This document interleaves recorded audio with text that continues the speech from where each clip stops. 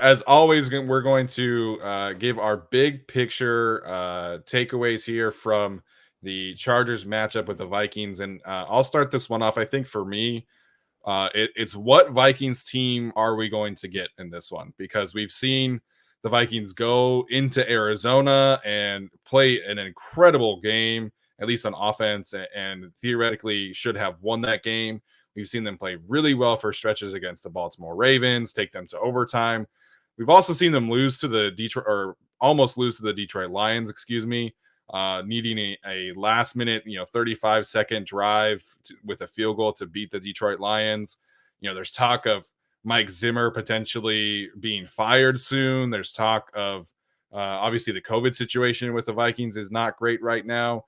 So to me, it's just what Vikings team is going to show up in this one. Justin Jefferson has gotten like 5 targets in the last couple weeks, which just makes zero sense. And so the Vikings are incredibly streaky. They are incredibly inconsistent. There's a lot of drama surrounding this team.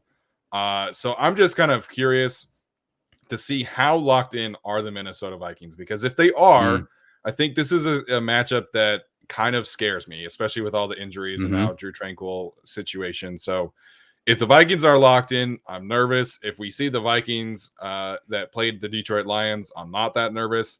But I think there's a legitimate case to be made that this team is a playoff team. I think there's a legitimate case to be made that they're probably headed towards a top 10 pick.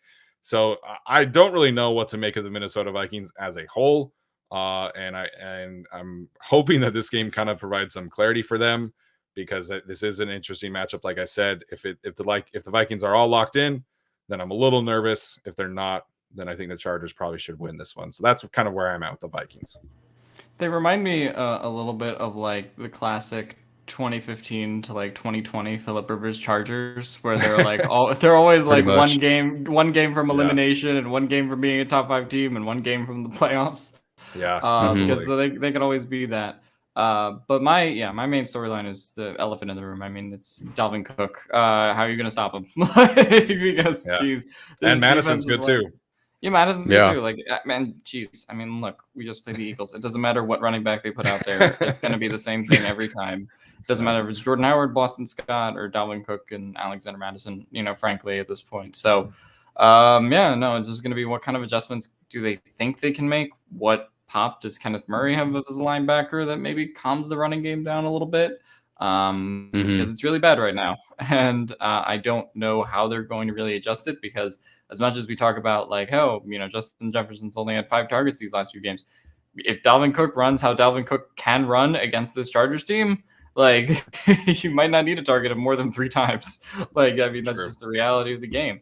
Obviously I think Devonta Smith had 5 catches last week, but and Cook's Chris Harris, unfortunately. But I don't think you need to take too many deep shots considering what this Chargers run defense is right now. So I just think that's the biggest storyline for me. No other real threat, I think, in their offense. Like, obviously Justin Jefferson and Adam Thielen are good and they're going to get theirs at points in this game, but I think they can sort of live with that, versus if the Vikings can control the clock with Dalvin Cook and are just chomping away 5 or 6 yards per attempt, that's going to be really problematic. And we saw that against the first half in the Eagles game, not so much in the second half. They did improve a little bit, but just, which team are we kind of going to get in this game when it comes to the defensive line, particularly the interior defensive line against Dalvin Cook in that rushing attack? Yeah, as it pertains to the Vikings and which team will show up, I think the Vikings are right behind the Chargers for most one-score losses over the last 2 seasons. And I mean, at the rate they're going to surpass the Chargers. That team, for whatever reason, cannot hang in there in the end for all sorts of reasons. And as far as Cook goes, I think most of us didn't like the toss plays that the Chargers ran against the Eagles. I watched the Vikings and the Ravens game. I think like the 3rd run of the game, Cook took a toss play for like 62 yards. And Justin Jefferson became a human windmill for whatever reason. So that was that play. I saw that. So stopping him, the over-under is probably 200 yards, and I'm probably still taking the over on that one. But the storyline for me, especially because I've been trying to pay attention to it the last couple of weeks, can the Chargers find and keep that same rhythm on offense that they showed against the Eagles? And frankly, I'm kind of tired of hearing the criticism of Lombardi following that game. That doesn't make any sense to me. It was an excellent game plan. and like 90% of the calls were perfect. Everyone wants the deep shot, and everyone asks for that deep shot. But most people aren't noticing the 3 plays out of the same look to 3 different players that set up that deep shot to a 4th player, and then a play after that deep shot that was set up by all 4 of those previous plays. So, to me, Herbert looked masterful, very comfortable in that offense. There was a play against the Patriots where Parham was supposed to block going down the line of scrimmage, and he didn't for whatever reason. And Herbert just could not find Mike Williams on the deep over. That same thing happened in the Eagles game. And Herbert, Parham, I think the edge rusher just took a very long, rounded sort of way to get there. So I think it was kind of awkward for Parham. Parham didn't block the guy again, doing the same thing. But this time Herbert was able to find Allen on that deep over. Now, that's Eagles defense versus Patriots defense, but Herbert just looked very comfortable. And it just let him be a smart quarterback, but also let him be an athletic quarterback. Lots of pre-snap motion, quarterback movement, like you said in your breakdown, about a third or a quarter of his throws, RPOs, getting the tight ends involved. Roberts got a carry. Eckler got a screen. We did barely see that.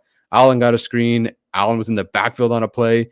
Even the toss plays were good in theory, just not in execution.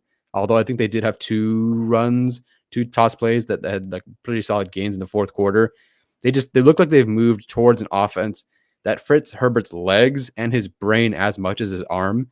But does that continue? I think it can if the offensive line holds up. Yeah, absolutely. I think we've seen, bits and pieces of that throughout the season, right? Like the Chiefs were a good example. The Chiefs game was a good example of that. A little bit of the Browns game was definitely some aided by some coverage breakdowns by the Browns, but we saw it then too. But the Eagles game, Keenan Allen said that he felt like that was the most complete game the offense had played. And I tend to agree with that. I thought that they moved the ball pretty much at will. Again, the Eagles defense is not great. I saw one of the fantasy football guys pointed out that teams are completing 75% of their passes against the Eagles, which is just outrageous. So, it is, definitely have to take into consideration the opponent, but they were in rhythm pretty much the entire game. Tyler mentioned I did a breakdown on kind of the protection plan against the Eagles, and of course they didn't blitz a ton, but I love Lombardi's plan of attack against the Eagles, and I hope that we see more of that continue. Obviously did not love the toss play to Joshua Kelly, but outside of that, I thought Joe Lombardi had a really, really good day. And, we need to see that continue. I thought he called a pretty good game against the Patriots, not as good as the Eagles game. So we need to see Lombardi kind of build off that. So I think that's a good point as well.